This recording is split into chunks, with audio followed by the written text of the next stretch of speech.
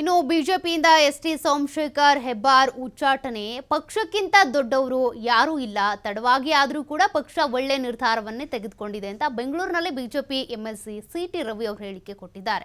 ಈಗಾಗಲೇ ಹೆಬ್ಬಾರ್ ಮತ್ತು ಎಸ್ಟಿಎಸ್ ಉಚ್ಚಾಟನೆ ಆಗಿದ್ದಾರೆ. ಇದಕ್ಕೆ ಸಂಬಂಧಪಟ್ಟಂತೆ ಬಿಜೆಪಿಯ ಒಬ್ಬೊಬ್ಬರೇ ಶಾಸಕರು ನಾಯಕರು ಪ್ರತಿಕ್ರಿಯೆ ಕೊಡ್ತಾ ಇದ್ದಾರೆ. ಕೇಂದ್ರ ಶಿಸ್ತು ಸಮಿತಿ ಒಳ್ಳೆಯ ನಿರ್ಧಾರವನ್ನೇ ಮಾಡಿದೆ, ತಡ ಆದರೂ ಪರವಾಗಿಲ್ಲ, ಒಂದು ಒಳ್ಳೆ ನಿರ್ಧಾರ ತೆಗೆದುಕೊಂಡಿದ್ದಾರೆ.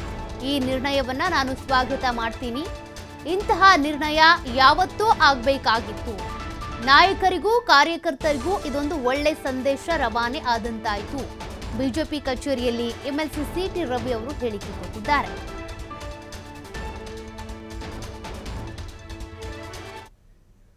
ಎಚ್ಚರಿಕೆ ಗಂಟೆ ಏನ್ ಬೇಕಾದ್ರೂ ಮಾಡಿ ದಕ್ಕಿಸ್ಕೊಳ್ಬಹುದು ಅನ್ನೋದಕ್ಕೆ ಅವಕಾಶ ಇರಲ್ಲ.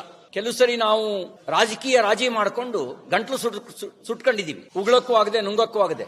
ಆದ್ರೆ ಇದೊಂದು ಒಳ್ಳೆ ಸಂದೇಶವಾಗಿದೆ. ಒಂದು ನುಂಗಬೇಕು ಇಲ್ಲ ಉಗುಳಬೇಕು, ಯಾವ್ದಾರ ಒಂದು ನಿರ್ಣಯ ತಗೊಳ್ಬೇಕು. ಇದೊಂದು ಒಳ್ಳೆ ಸಂದೇಶ. ಪ್ರಭುತ್ವದಲ್ಲಿ ಅಭಿಪ್ರಾಯ ಭೇದಗಳು, ಭಿನ್ನ ಮತ ಸ್ವಾಭಾವಿಕ.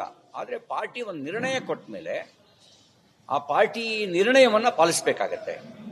ರಾಜ್ಯಸಭೆ ಚುನಾವಣೆಗೆ ವಿರುದ್ಧ ವೋಟ್ ಹಾಕಿದ್ರು ಏನೂ ಆಕ್ಷನ್ ಆಗಲ್ಲ ಅಂದ್ರೆ ಅದು ಒಂದು ಕೆಟ್ಟ ಸಂದೇಶ.